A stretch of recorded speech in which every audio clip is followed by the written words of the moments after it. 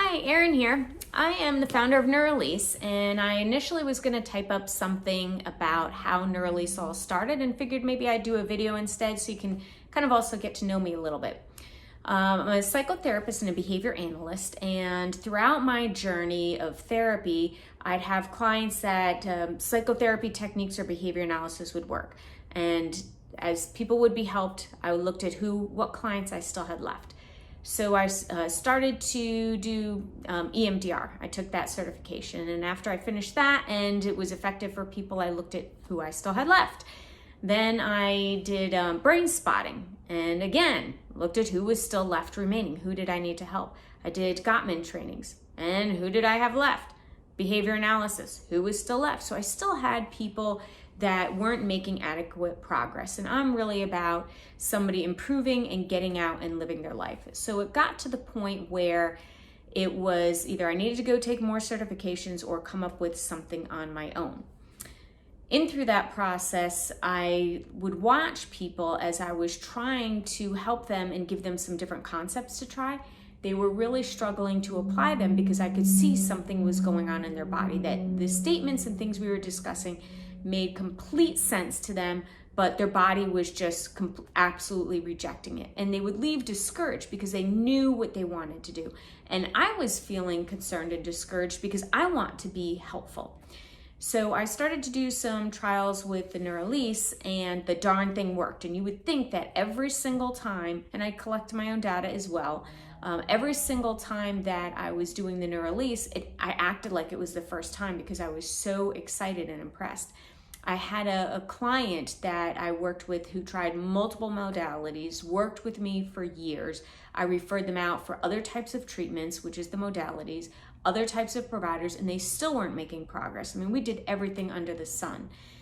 Spent about 12 to 17, I think it was 17 sessions with Neurolease, and they haven't been back for therapy. Now, I thought maybe it was because it didn't work.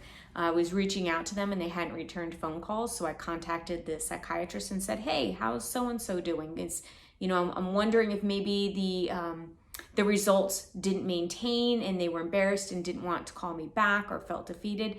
And I was told that no, the client was actually reducing off of their medications, reducing the visits with the psychiatrist, and making gains in all areas of their life. Now, Neurolease for 17 treatments is for clinical depression, heavy clinical depression. Typically for PTSD, it takes about 3 to 5 sessions. With everybody, I do an assessment to kind of estimate how long it's going to take. This client I had seen for years, and I had seen them 92 times trying to get to that point, and it only took 17 of the Neurolease. The amount of time and money that they invested in those 92 times compared to during the Neurolease and it's priceless, getting back out and living their life. So I'm very passionate about what I do. I think also something that I wanted to share is myself back in my 20s, I had a PTSD from being victim of a crime, and it was very traumatic. And I remember how challenging it was going through that process. The first year, I would never want to live through that first year again. It was really, it was almost worse than actually having to go through the 20 minutes of the event that I went through. And a lot of times, I think I went into denial that it was actual PTSD. And a lot of times I felt like the actual treatments were not helping, and that can be rather isolating. So not only professionally do I understand PTSD, but also personally. And I'm aware of when I get my triggers. And it's nice, so with the Neurolease, it removes those trigger pieces so that my body realizes I'm actually in the present moment, the present situation, versus my body going into that fight, flight, freeze. Because I don't need the fight, flight, freeze when a doorbell rings, right? That's pointless.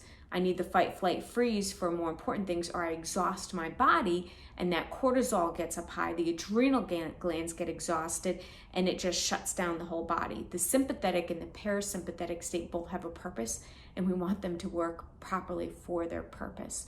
So if this is something you're interested in learning more about, I'd love to talk with you and see what you've tried and get working. Anyway, have a great day and make sure to do something fun.